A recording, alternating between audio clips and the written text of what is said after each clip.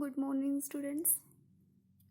अब तक हमने डिस्कस करा कि respiration in plants and respiration in human beings, जिसमें हमने प्लांट्स में भी पढ़ लिया था, रूट्स में, लीव्स में, मतलब स्टेम में कौन कौन से पार्ट्स हैं जो रेस्पिरेशन में हेल्प करते हैं। और ह्यूमन बींग्स में हमने पढ़ा कि लंग्स जो है हमारा क्या है, रेस्पिरेटरी ऑर्गन है, जिसमें हम अदर भी पढ़े थे, जैसे नोज है, फेरेंक्स है, ट्रेकिया है, ब्रोंकाई है और एल्वियोलियन एयर सैक्स है। आज हम डिस्कस करेंगे mechanism of breathing in human beings.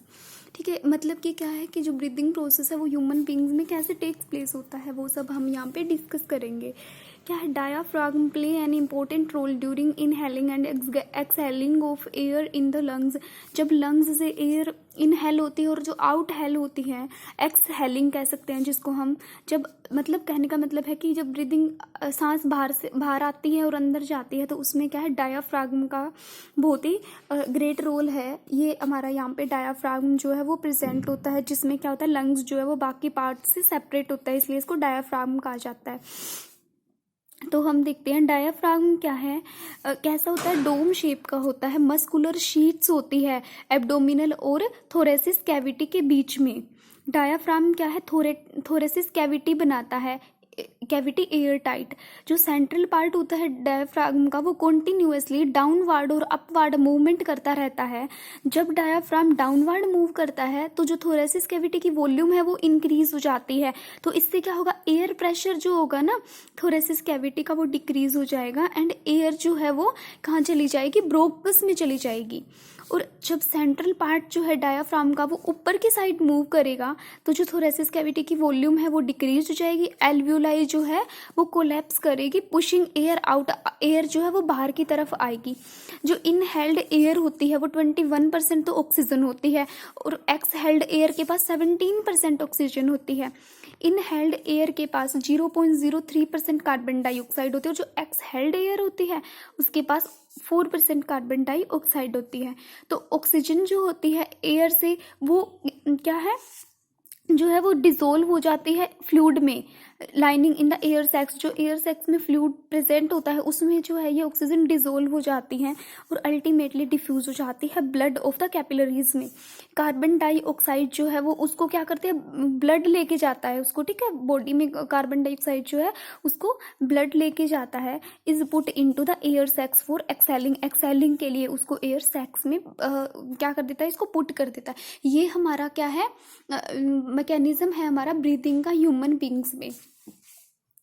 अब क्या है, passage of air from atmosphere into the lungs, मतलब क्या है कि एटमॉस्फेयर से जो एयर आती है और वो लंग्स तक पहुंचती है, वो पूरी क्या पैसेज मतलब क्या वे है, उसका रास्ता क्या है। वैसे तो हमने अलग अलग पार्ट्स कर ही लिए हैं डिस्कस, उनके थ्रू ही पता चल गया है।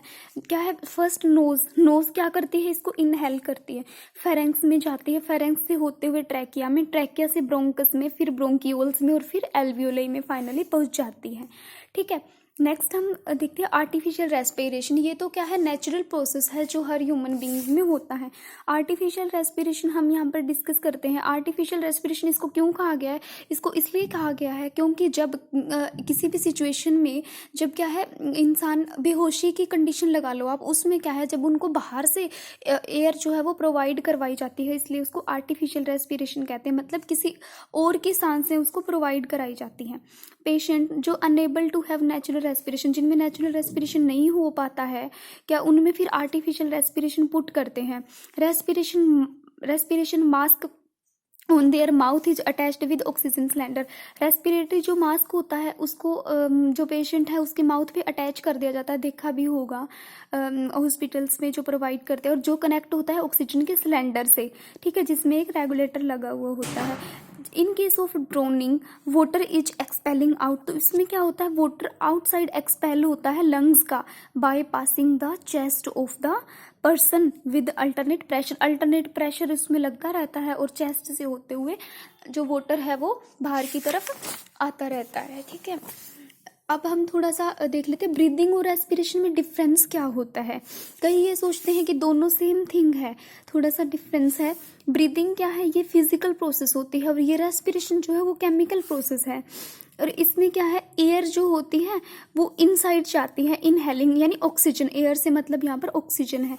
इसमें क्या है, ग्लूकोज का ऑक्सीडेशन होता है यहाँ पर सेल्स में, ठीक है। और कार्बन डाइऑक्साइड बाहर की तरफ आती है। इसमें क्या है, एनर्जी लिबरेट नहीं होती, इसमें एनर्जी जो है लिबरेट होती है ऑक्सीडेशन ऑफ ग्लूकोज की वजह से। आई होप अब तक समझ में आ गया होगा। कल हम डिस्कस करेंगे mode of respiration in other animals. अब हम अदर एनिमल्स का भी डिस्कस करेंगे।